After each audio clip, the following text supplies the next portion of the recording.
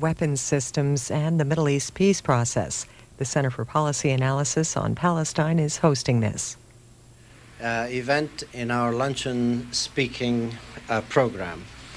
Today we are fortunate to have an activist and an author, John Steinbach, who will speak on Israeli weapons of mass destruction, a threat to peace, ? Mr. Steinbach, author and activist, is a veteran of the U.S. Coast Guard and graduate of the University of Michigan School of Natural Resources and the Environment. He is presently co-convener of the Gray Panthers of Metro Washington and serves on the board of directors of the Martin Luther King Jr. D.C. Support Group. He is also secretary of the Hiroshima-Nagasaki Peace Committee of the National Capital Area. The author of numerous articles on environment, nuclear, Native American, human rights, and national security issues. Mr. Steinbach has been an activist in the peace and justice movement for over 30 years. He is the co-author of the report and database entitled Deadly Nuclear Radiation Hazards, USA, a comprehensive listing of over 6,500 contaminated and potentially contaminated nuclear sites in the United States. His most recent articles are entitled Israel's Weapon of Mass Destruction, appeared in Covert Action Quarterly, April-June of 2001. He also wrote an article entitled Palestine in the Crosshairs, U.S. Policy and the Struggle for Nationhood, also in Covert Action Quarterly. And his most recent article is Nuclear Nightmares, Redux, the Bush Administration and the U.S. Nuclear War Fighting Policy, which was published by the Center for Research on Globalization. Mr. Steinbach and his wife, Louise Franklin Ramirez, also a noted researcher and author, make their home in Manassas, Virginia. Please welcome Mr. John Steinbach.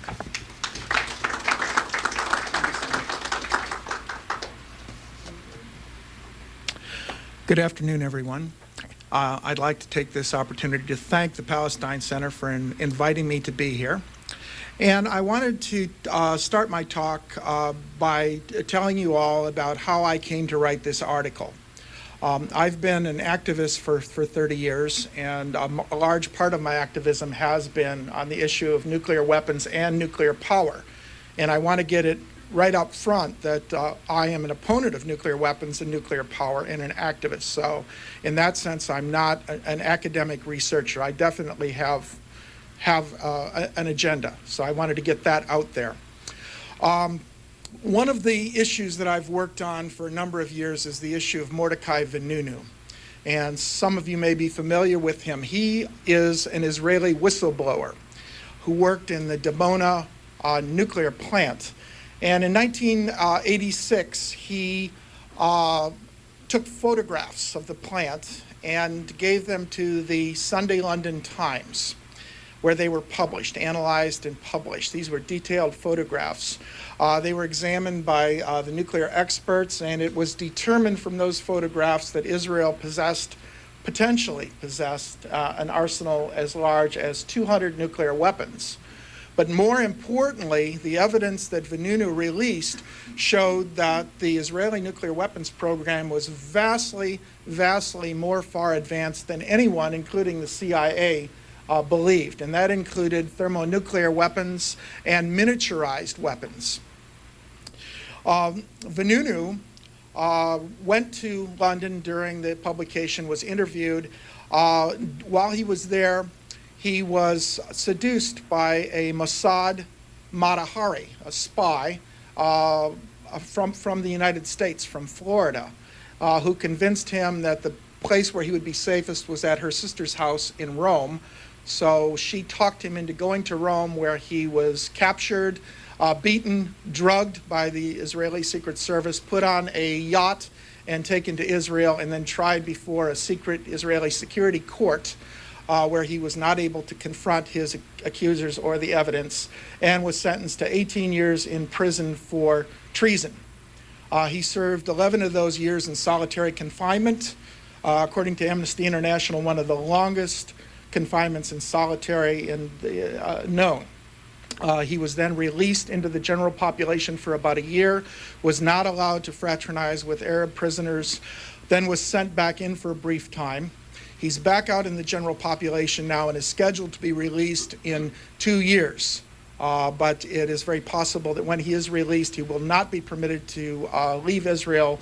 And if he talks about this issue, he will be reincarcerated. And we owe a great debt to Mordecai Vanunu because we wouldn't know the information we know now if it weren't for his expose in 1986. It's because of him that people like Seymour Hersh wrote the Sampson option, which is the most comprehensive. It was written in the early 90s. And for folks who really want a comprehensive overview, I'd highly recommend the Sampson option. It certainly was a great help to me in putting together my paper. The Israeli nuclear bomb project goes all the way back to the beginnings of Israel, even before, back to 1948, when it was an idea of David Ben-Gurion, the first prime minister. Ernst David Bergman was a famous chemist, and it was his scientific impetus that gave rise to the actual creation of the Israeli Atomic Energy Agency, the purpose of which was twofold. One was nuclear power for electrical generation and also for security and for defense. The actual program didn't really start until the mid-1950s. And it was during that time that, particularly leading up to the Suez confrontation in 1956, that Israel developed a very strong, intimate ties with the French nuclear weapons establishment. So from the beginning of the French bomb, the Israeli scientists were heavily involved in building the reactors and building the infrastructure, and then later on in developing the bomb. And so when France exploded its first nuclear weapons test in Algeria, Israeli scientists were there and had full access to the French nuclear weapons testing data. There's lots of controversy about whether Israel actually ever tested a bomb. It's speculation that they may have in the Negev, but the point is it really wasn't necessary because for all practical purposes, the French tests were also Israeli tests. And we now know, after the fact from Israeli sources, that the bomb test that was discovered in the late 1970s off the coast of South Africa was actually a joint South Africa-Israeli test, part of 3 tests of miniaturized artillery shells of Israeli design. So Israel had a great deal of help, not only from France, but from the United States. In the mid-50s, the U.S. gave Israel a small research reactor, which helped immeasurably in preparing the first generation of Israeli scientists. And this was very important because there were very few physicists in Israel at the time of its creation.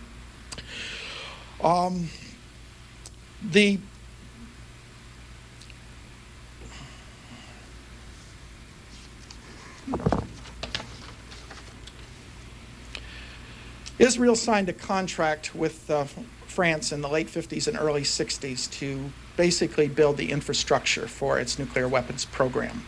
The French built a reactor at Dimona in the Negev desert.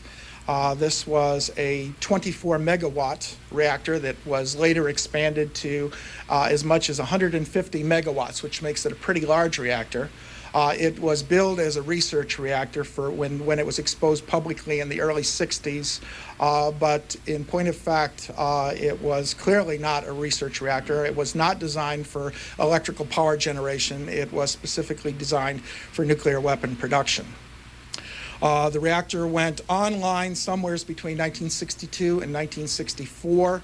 According to Avner Cohen's book, Israel and the Bomb, which is a very excellent overview of the early history of the bomb, it went online in 1962. There was also a reprocessing plant for plutonium reprocessing, a chemical reprocessing plant that was built at the same time, and it went into operation perhaps in 1965. So at that point, Israel was basically in business. It had what it really needed to have, but it had one big major problem, and that problem was uranium. If you are a non-nuclear nation and do not belong to the International Atomic Energy Agency, as Israel was and is, you have to find another mechanism for getting your uranium. The way Israel dealt with that in the first place was to stage several commando raids in Britain and in France, and literally hijacked shipments of uranium. These were, and Seymour Hersh goes into this in quite a lot of detail in his book for those who are interested in a fuller exploration of this story. In the middle 1960s, the Israeli government, in collaboration with the West German government, staged a diversion of 200 tons of uranium oxide ore. It was known in Israel as the Plumbot affair, and actually became quite a major controversy and scandal. But the shipment was put on one ship and then transferred to another ship, then to another ship. But it's certain that this uranium went to Israel and went into the reactor, and then undoubtedly was reprocessed for nuclear weapons. But this still isn't enough for what Israel had planned to do. So it needed some better system, and the system it came up with was a partnership with apartheid South Africa. And it was a very complicated and complex partnership. You have to remember that back in the 60s, South Africa was a pariah state. And back in the 60s, to a great extent, Israel was also an international pariah state. And the two nations found that they had a lot in common. There were a number of high-level exchanges between the two countries. And the uranium deal was basically a quid pro quo. The South African government would supply the uranium.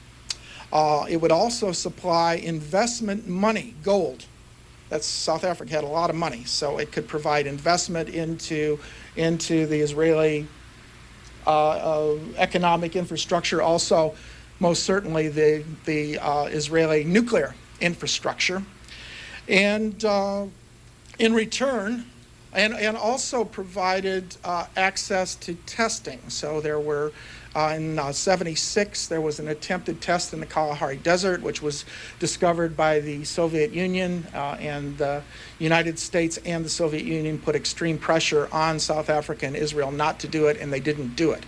It was several years later, in 1979, that the U.S. spy satellite accidentally captured a nuclear explosion off the coast of South Africa in the Indian Ocean. And it took place during a major tropical storm. And it turned out that the only reason why we know about that today was that there was a temporary break in the cloud cover.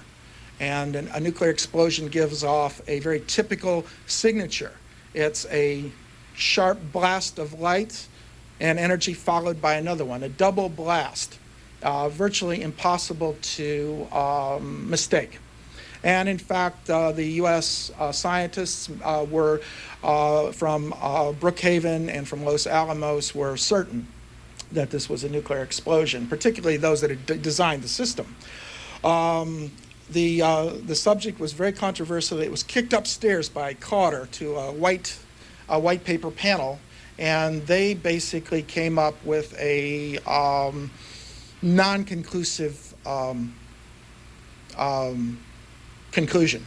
that we really don't know whether it was. It could have been a meteorite hitting it or something like this. The problem is that the U.S. deliberately withheld major significant information from the panel. Again, I would refer you to Seymour Hersh's book, The Samson Option, if you want to learn more about that, and several other books as well. So Israel's uranium problem was solved, its testing problem was solved, and Israel was in business. According to Avner Cohen, on the eve of the 1967 war, and I'm literally on the eve, 10 days before the 1967 war, the order went out to manufacture 2 crude atomic bombs that would be deliverable by airplane. So that was the beginning of the Israeli nuclear deterrent. It's clear reading the historical record that the early rationale for the Israeli bomb was what's known as the Samson option, hence the title of Seymour Hersh's book. And actually, Hersh intends, at least I believe intends the title of his book to be ironic, because he goes to quite extreme lengths to explain that, in fact, the purpose of Israeli nuclear weapons no longer is as a deterrence, or the Samson option, or the idea that if Israel were, jeopardized and under extreme threat, the survival of the nation at risk, that it might be forced to use nuclear weapons, and as a very last resort. Seymour Hersh and many other analysts say that's really no longer the case. And the reason is that after 1967, the Israeli nuclear weapons program really took off. Took off for a number of reasons. Number one is the learning curve is a pretty steep learning curve. So you had a large number of very highly trained Israeli scientists, many of whom were trained in the U.S. at U.S. universities, many of who got their advanced training at the United States nuclear weapons laboratories, as well as nuclear weapons laboratories all over the world. There was close collaboration, and still is close collaboration, for example, between Israel and India. The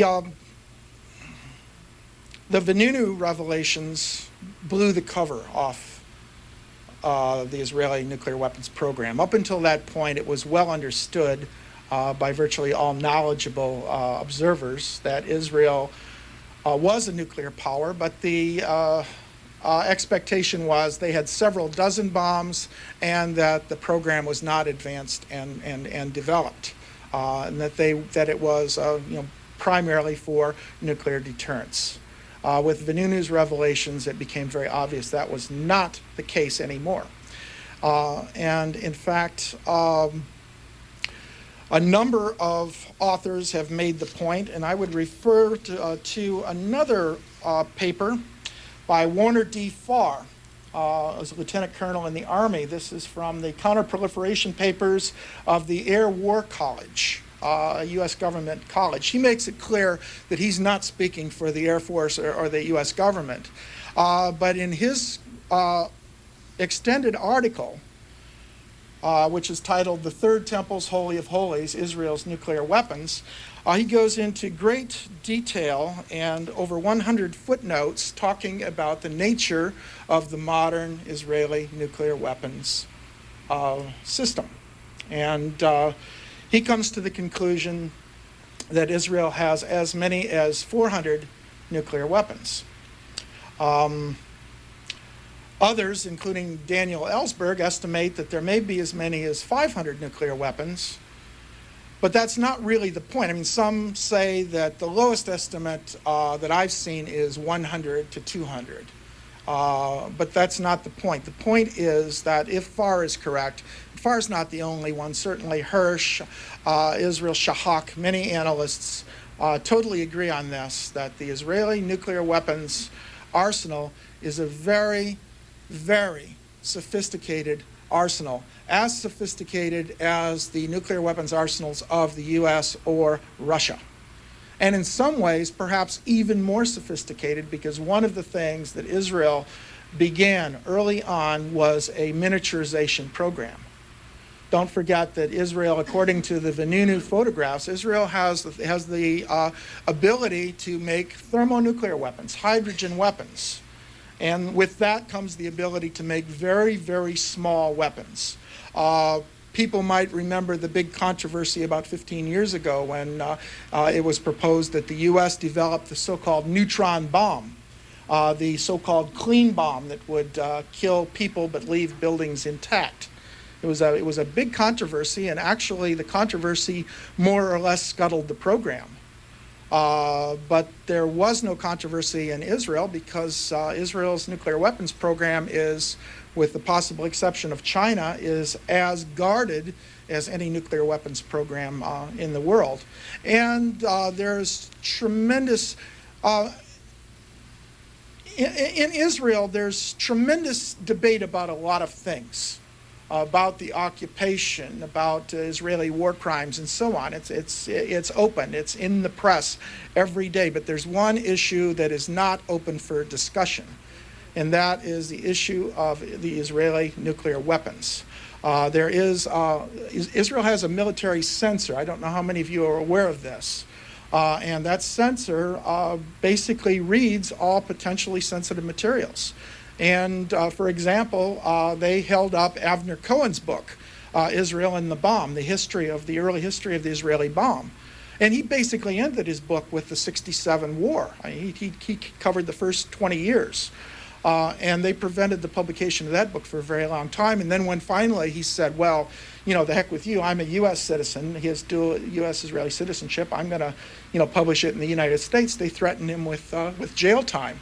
And in fact, one of the early pioneers, a general in the Israeli nuclear program, just a few months ago, was tried and convicted because he wrote a novel about his experiences. He tried to get around the censor by writing a novel. They refused to permit it, and he published it, and he was given a 2-year suspended sentence, but found guilty. This is one of their heroic generals.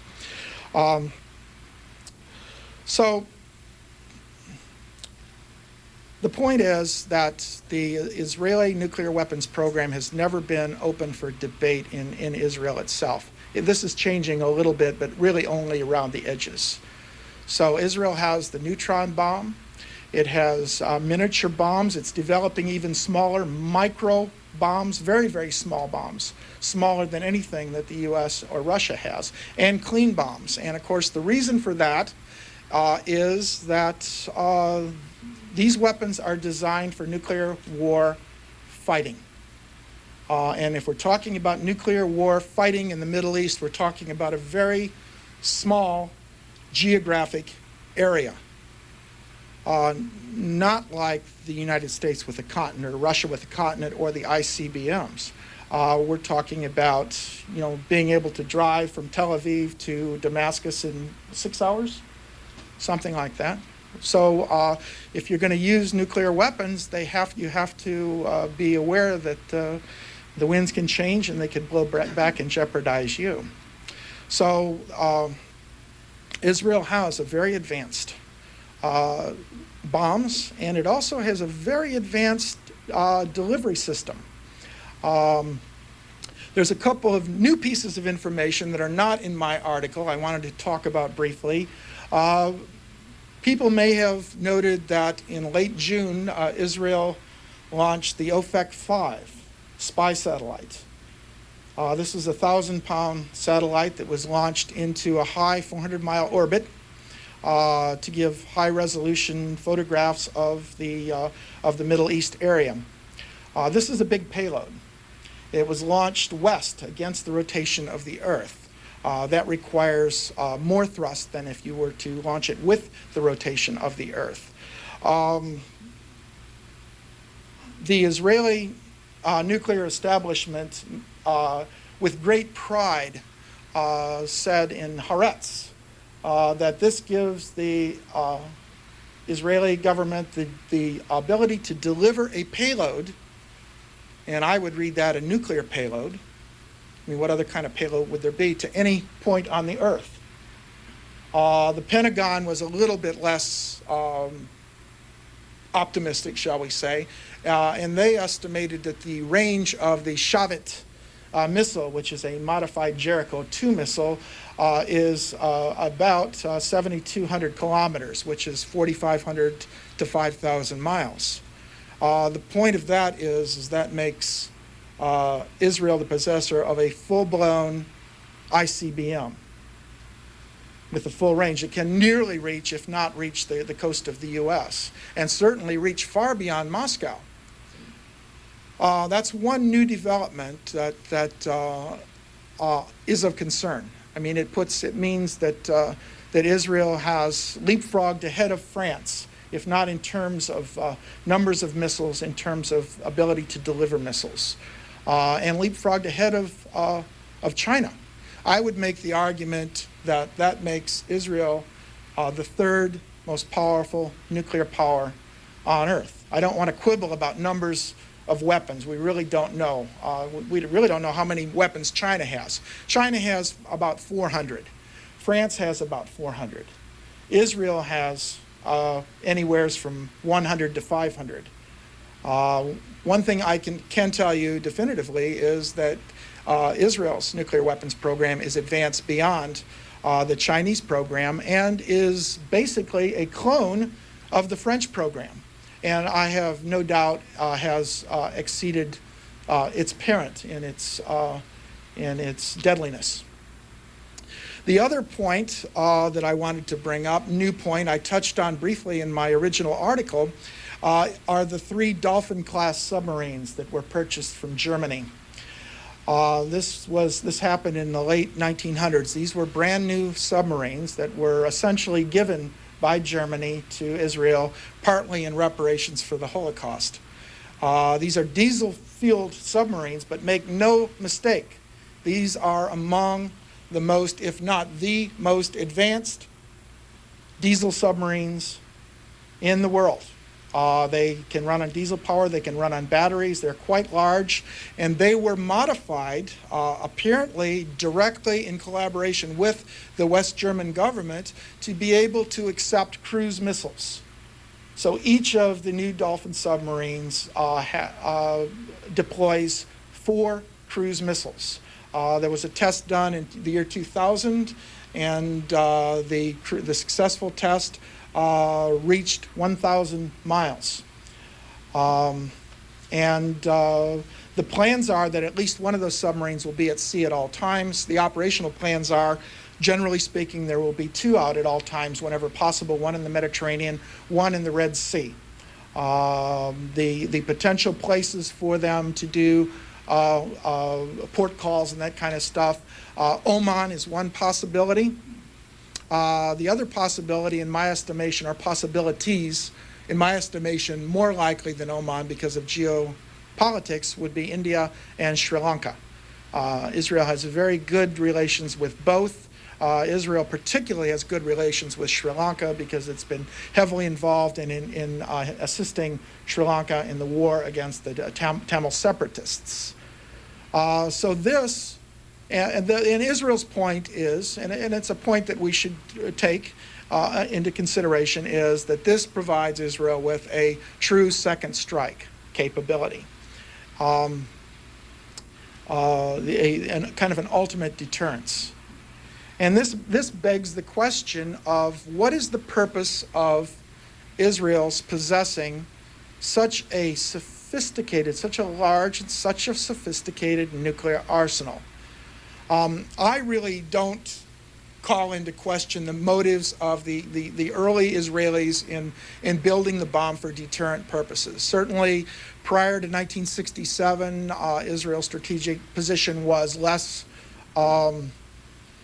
secure than it is today. But since 1967, the U.S. has given tremendous economic assistance. And in fact, Israel Shahak points out that one of the main purposes, in his estimation, of the Israeli nuclear arsenal is as a bargaining chip to coerce the U.S., among others. That it has been used in order to dictate events to its own liking in the Middle East. One example that I gave in my article is the 1982 invasion of Beirut. And don't forget, 20,000 people were killed in that invasion, mostly civilians, resembling in many ways the current situation. Of course, much bloodier, but on the ground, many of the same tactics used. And this went on for a long time, let's not forget, 4 months maybe. And it included the destruction of much of Beirut. I mean, I certainly will never forget the news footage of the destruction of Beirut during that summer. And the destruction of the Syrian Air Force on the ground. We're talking about some very, very aggressive actions on the part of Israel. And at least part of the reason why Israel, in my estimation again, why Israel was able to get away with this was the fact that they had the nuclear bomb. And I can tell you that the Arab states are terrified of this, and terrified that Israel might use that bomb. And I think most objective observers believe that if push comes to shove, that Israel would use it. And there are a number of scenarios, according to Israeli doctrine, that they would use it. In the event of a major conventional defeat, they would use it. If the Arabs used, quote, non-conventional weapons, they would use it. And in fact, the use of non-conventional weapons includes using missiles of any kind. So if missiles are launched against Israel, then Israel considers that to be a non-conventional attack and reserves the right to respond with non-conventional weapons, which in the Israeli jargon generally means nuclear weapons. Although there certainly are many substantive reports that Israel possesses a very well-developed biological and chemical weapons capability. For folks that are interested in looking at the broader question of weapons of mass destruction in the Middle East, I would refer them to the Federation of American Scientists' excellent website on weapons of mass destruction. But getting back to the point of the U.S., when the 73 war broke out, people will remember that Israel's military situation was really quite desperate for a couple of days. And tensions were very, very much rising. And Israel went on a full nuclear alert. It had perhaps 24 nuclear bombs at the time. And it made the U.S. aware. And in fact, the Israeli ambassador called Henry Kissinger at 3 o'clock in the morning and had a talk with him and said, if you don't give us a massive airlift of weapons and diplomatic support right now, then we will feel prepared to use the nuclear bomb if we have to. Apparently, Kissinger and Nixon's strategy at the time was to let the Israelis dangle for a little while. And then to come to their aid, that they agreed that they were going to help Israel out. They were certainly not going to permit any major defeat by Israel, but they wanted to teach Israel a little lesson, so they were going to let it dangle. When they were given this threat, within 4 hours, Kissinger had met with Nixon, and literally within hours, a major airlift of weapons, of U.S. weapons, was begun to Israel. And it was actually initiated by Israeli cargo planes coming and picking up the weapons from Fort Bragg and other installations in the U.S. And then within a few days, the U.S. Armed Israel, and including virtually the entire U.S. arsenal that was stationed in Germany at the time.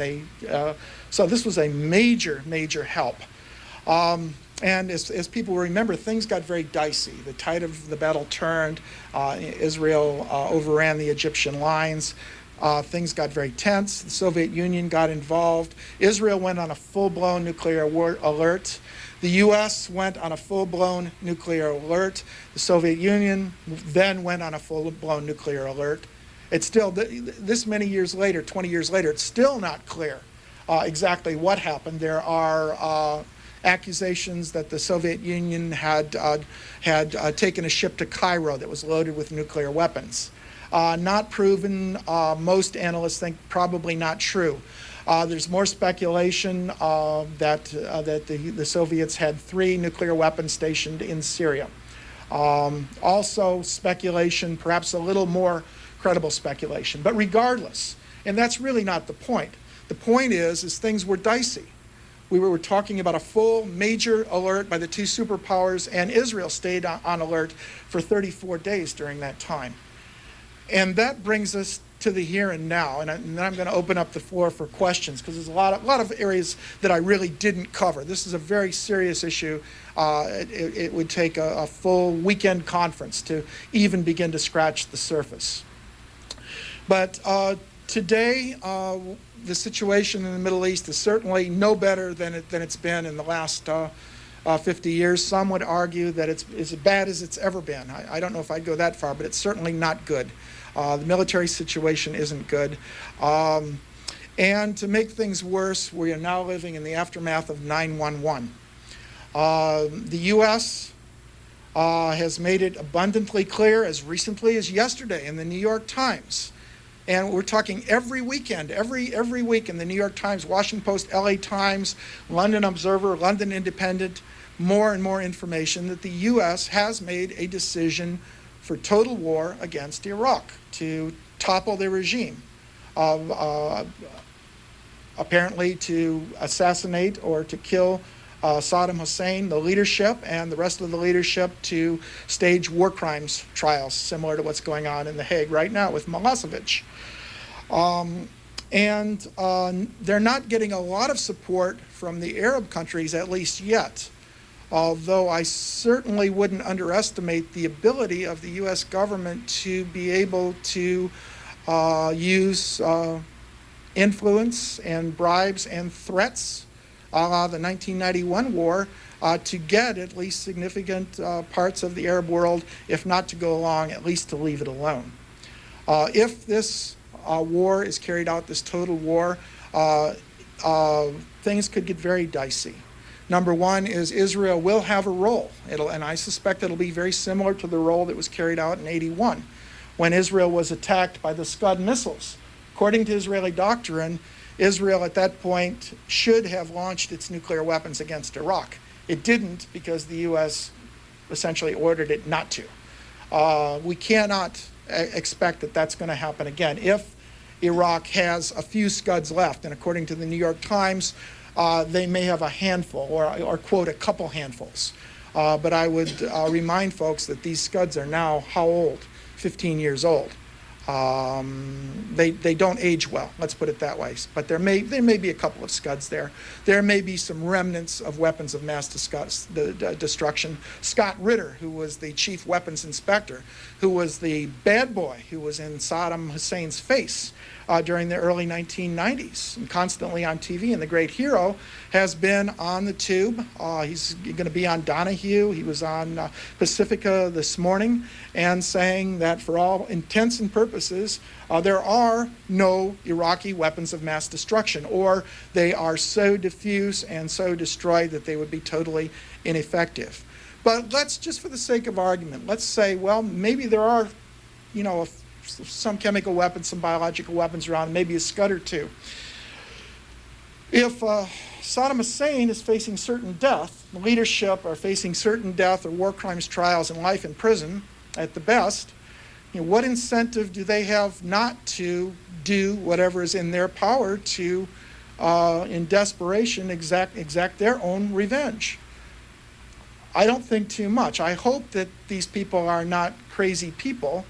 But I must say that having been a nuclear activist for 30 years, I don't believe that anybody who is involved in nuclear weapons and nuclear weapons planning and policy is really and truly sane, because these weapons are insane. So I'm very much concerned that many things could happen regarding the Israeli nuclear weapons, regarding the Pakistani and Indian nuclear weapons, regarding the overt threats that the Bush administration has made to use nuclear weapons in Iraq and to use nuclear weapons against non-nuclear states. It's a very serious situation. The Israeli nuclear arsenal is the only nuclear arsenal in the Middle East. Of course, Pakistan has its own nukes, but Pakistan is really focused on India and not particularly focused on Israel, and there's no credible evidence that I've seen that Pakistan has much interest in Israel at all, to attack Israel or to turn its Pakistani bomb into the Islamic bomb. They call it that, but it's really the Pakistani bomb, and we're talking nationalism here. So let me just end my talk by saying that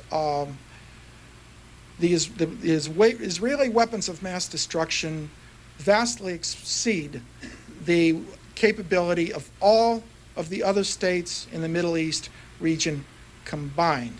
In my estimation, in my opinion, again, there's no rational argument that this system is designed for deterrence, and in fact, there's overwhelming evidence that it is designed for nuclear war fighting if fighting should break out. But in the meantime, what Shimon Peres called non-conventional compellence. He's learned well from the war planners here in the U.S.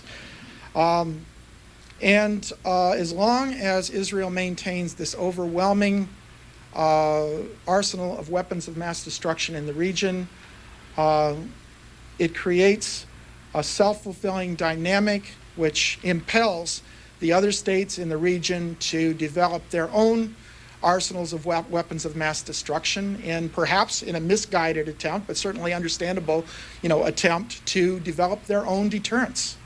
And unless and until the world community seriously confronts Israel about its nuclear arsenal, I think that the chances for a just and lasting peace in the Middle East are very, very dim. Thank you.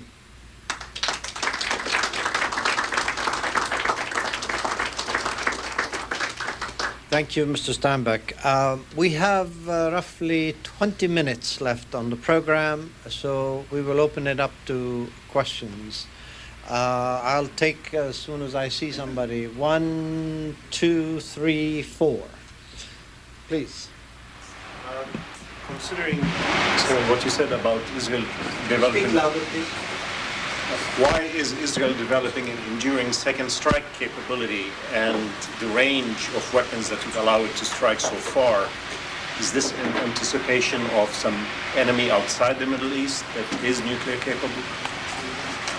The question is why is Israel developing a second strike capability, and why are they developing the capability to launch intercontinental ballistic missiles? The answer is, according to Seymour Hersh, among many others, that during the 1970s and 1980s, Israel was not only concerned about deterrence against the Arab states, but also, and some would even argue, especially deterrence against the Soviet Union. So for many years now, Israel has had large parts of the Soviet Union within its range, including at the extreme edge of its range, Moscow. And in fact, if you look carefully at the Jonathan Pollard affair, who was the spy, the Israeli spy who was giving top secret information to the Israelis, much of the information that he was given concerned very, very ultra top secret nuclear targeting, the Pentagon's nuclear targeting information against the Soviet Union. Today, of course, it has 5 spy satellites. It doesn't really need that information anymore. Regarding the submarines, the Israeli argument is that this is the deterrence that they need to prevent a state in the region from launching nuclear weapons. I guess I can accept that, except it kind of begs the question about what country in the Middle East would be crazy enough to launch a nuclear missile or any weapon of mass destruction at Israel. Think about that. Sir. Do you see Israelis increasingly willing to use whatever means necessary to survive and win, including the collateral damage or even murder of civilians and non-combatants? And do you think Palestinians are encouraging or provoking this with their own reaction to murder-suicide bombings and acts of terror? The question concerned the spiral of violence in the Middle East, and whether Israel is more likely to use extreme methods to in its strategies. I don't know about the answer to that. The conflict in the Middle East has been very bloody for a long time. I'll give you my opinion. And this is especially in the last couple years, but I could go back over the last 50 years and give a number of instances that Israel has a history of seeking peace on its terms. It has a lot, I mean, to be fair, it has a lot to do with the psychology of the Holocaust. You know, I mean, I probably would be paranoid too. But sometimes that paranoia, I'll call it what it is, you know, kind of goes beyond boundaries. So time and time again, you see Arab peace proposals or U.S. or international peace proposals. And then seemingly out of the sky, there's a provocation by Israel. I can think of 3 times in the last year, including just this last attack in Gaza, when apparently Hamas and Islamic Jihad were willing to negotiate a ceasefire. That's not an isolated case. So it doesn't really answer your question. I would say I don't have an answer. Yes. Could you repeat the Pentagon's estimate of the Shavit's range? This is in Haaretz. This is in the June 26th edition of the English language edition of Haaretz. And the Pentagon's estimate of the Shavit's range is 7,200 kilometers, which translates into roughly 4,500 miles. And that makes it more or less a full-blown ICBM.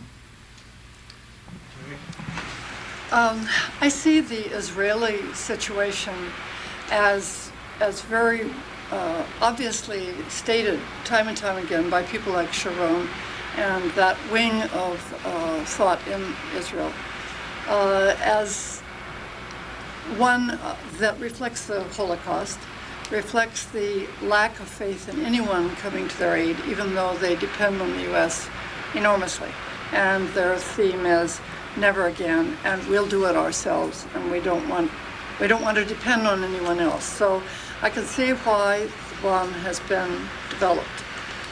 I don't see any way of countering that save through strong U.S. intervention.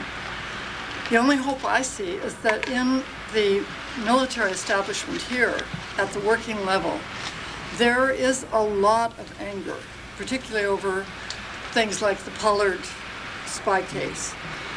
Military people see Israel as having taken advantage of the United States. Is there any way we can build on that to bring lawmakers to recognize this threat? Well, that's a pretty good question. Certainly what you say is true. There are many Pentagon analysts. Here's one right here who's very skeptical about the Israeli nuclear program and why so many, why so large. Israel now has submarines which are literally impregnable. Probably the only country in the world that could destroy the Israeli submarines is the U.S. If it wanted to devote the energies to it, could. Certainly no one else could. Certainly the Arab states couldn't. So there's no rational reason for Israel to have any nuclear weapons right now, except for the 12 that it has deployed on the submarines. In terms of influence, I think that certainly the nuclear issue is now starting to be addressed in Israel itself, and starting to be addressed among some of the activists working on peace and justice in the Middle East. It's still more or less a taboo subject both in Israel and here. But just the very fact that people are raising questions and the fact that the international climate is changing. There's a virtually universal international consensus that peace in the Middle East is going to involve Israel withdrawing at least roughly to the 1967 borders and Palestine establishing a true and viable state with control of its borders and its resources, with some type of compromise on Jerusalem, probably some type of a compromise on the right of return, although that's very difficult because that gets into areas of international law and inviolate rights. So I think we shouldn't be pessimistic. I think we should still try to be optimistic. So. I hate to follow my wife. They used to call the president of GE Neutron Jack.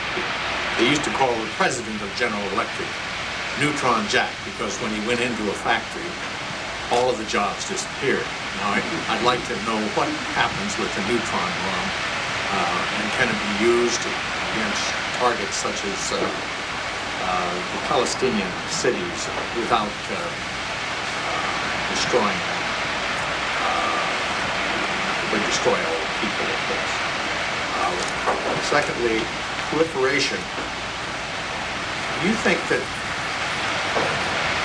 the nuclear blackmail is being exercised now by Israel to partly explain the actions of the President of the United States in the past 6 months, where he says now and Sharon ignores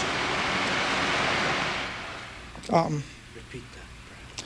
Yes, the questions. First question had to do with what is a neutron bomb and could it be used against the Palestinian cities. The second had to do with Israel using its nuclear weapons as a mechanism of political coercion and whether that's had an influence on the Bush administration. Well, let me answer the neutron bomb question. The neutron bomb is basically a specifically designed small thermonuclear bomb or fusion-boosted device using hydrogen and deuterium to create a fusion explosion and minimizing the amount of plutonium in the bomb.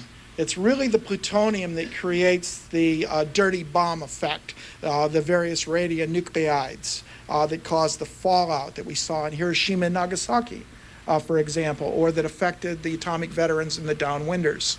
And that's one of the big drawbacks of using nuclear weapons, is because you have that effect. The idea of the neutron bomb is to minimize the plutonium, to maximize the thermonuclear bang, the bang from the deuterium and the hydrogen and the tritium. And what happens is that instead of the dirty radioactivity, you have massive amounts of gamma radiation and neutron radiation that are released. And this is very, very high energy radiation that penetrates walls, penetrates shields, and so on. So if you minimize the blast, you maximize the high energy radiation, non-particulate. But the waves, the energy waves of very high energy, you can theoretically kill lots and lots of people with a minimal amount of radiation and significantly lessen the so-called structural damage.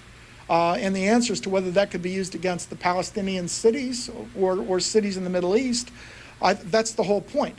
I mean, they called them, that was the whole argument. In fact, that was what defeated the neutron bomb in the U.S. was that argument. The other question regarding the Bush administration and to what degree Israel's nuclear compellence affects U.S. policy day to day. I'm not sure that it affects it that much directly day to day, but certainly it's in the back of U.S., especially the senior planners and the ones that go back, the ones that remember 1983. It's in their minds. I don't know how much it directly affects. I will say, however, that if and when the U.S. goes to total war against Iraq, that Israel will have certain functions, and that will involve their nuclear weapons. The most obvious one is that Israel will be there to signal to the Arab states that you'd better not get involved. If you get involved in defense of Iraq, don't forget, we've got these weapons. There are other things too. The Mossad, the Israeli Secret Service, has very good intelligence in all the Arab states. I guarantee you that. So that'll be another factor. But I'm not sure about day to day. I think that's a good question. It's something to think about. Peter. A double question. The first is, in your research, did you consult Gordon Thomas' book and the section, Gordon Thomas's book called The Secret History of the Mossad?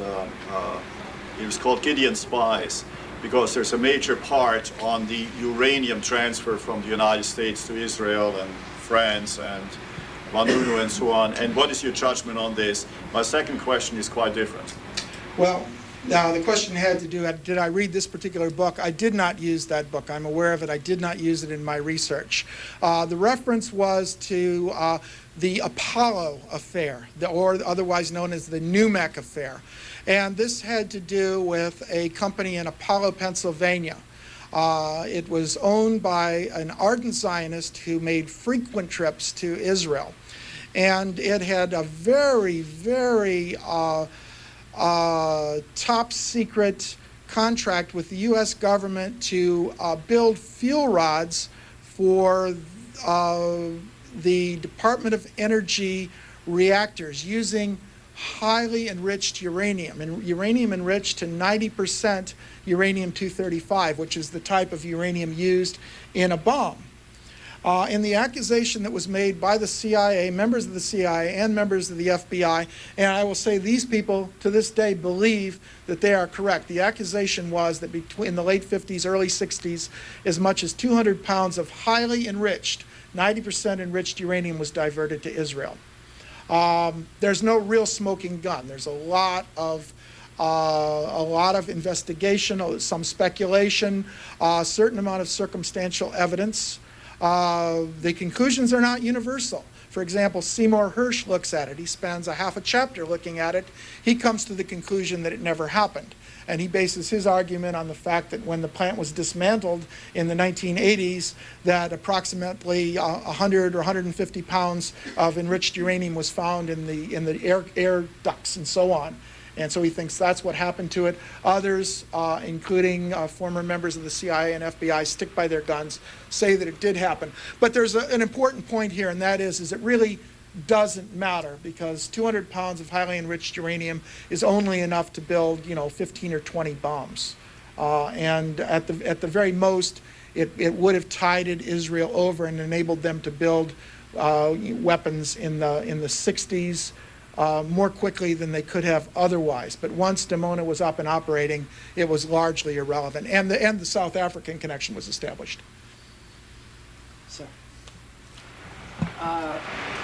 In a book written by Michael Piper called The Final Judgment, he discussed that President John Kennedy opposed the nuclear program, the Israeli nuclear program. That made the Israelis angry at him, and actually he believes that the Mossad orchestrated through different channels to the assassination of President Kennedy.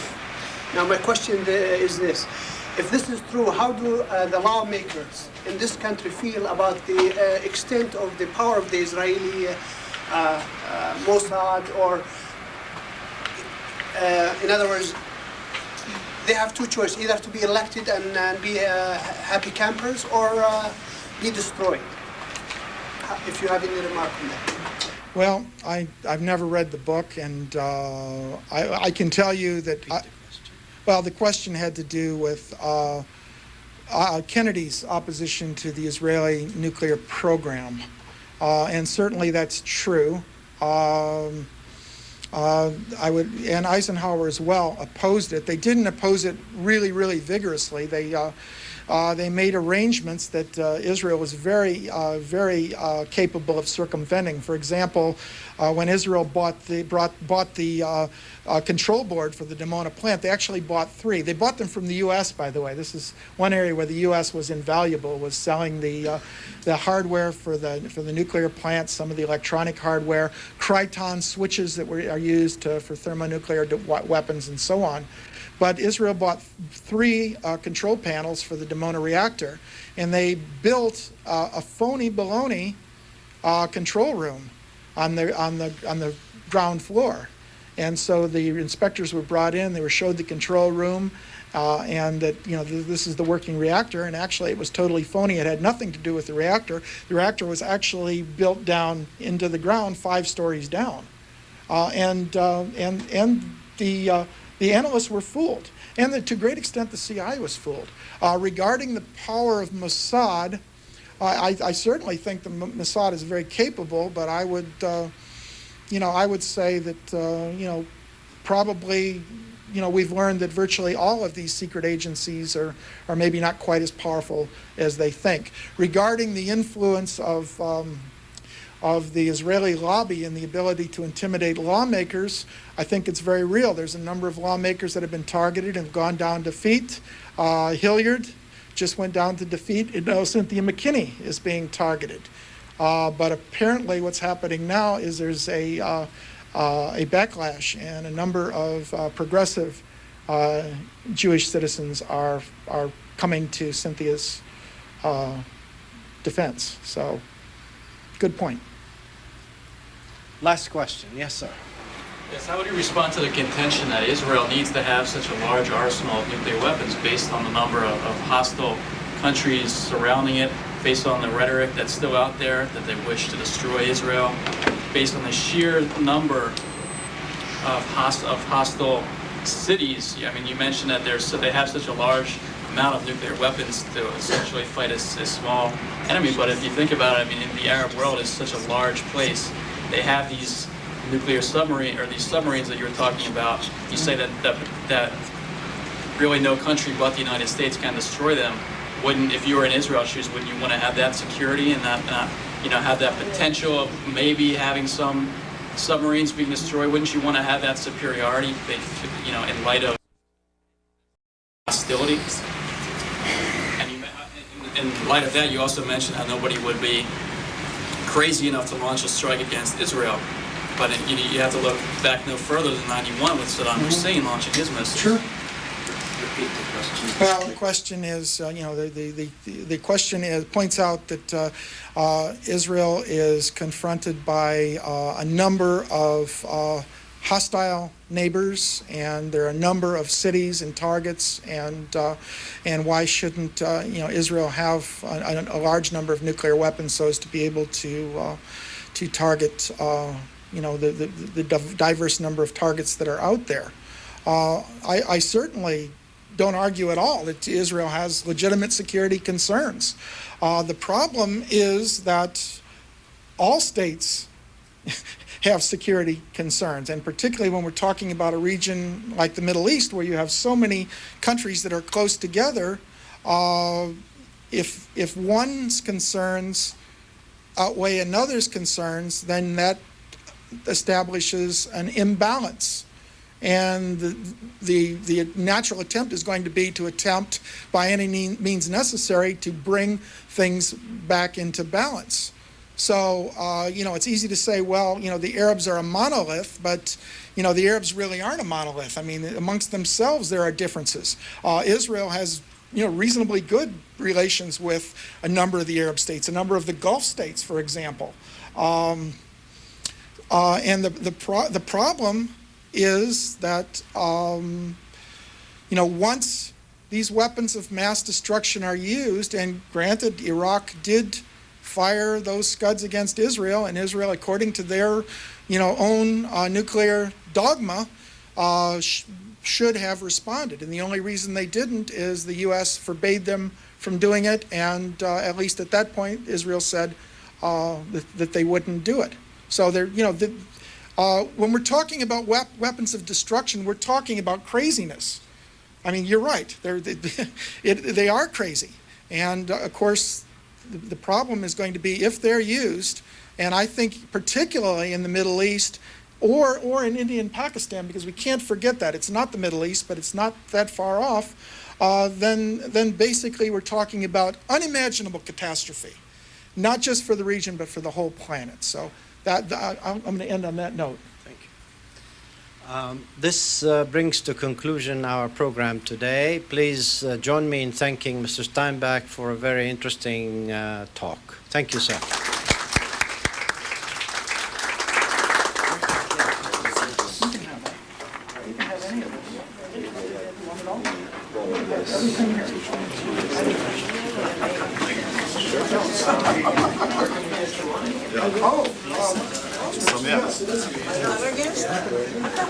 I have some copies of my article up here. If anyone wants to get a copy, please see me. Okay, well, what is the evidence for your assertion that it's very much more? What is that based upon?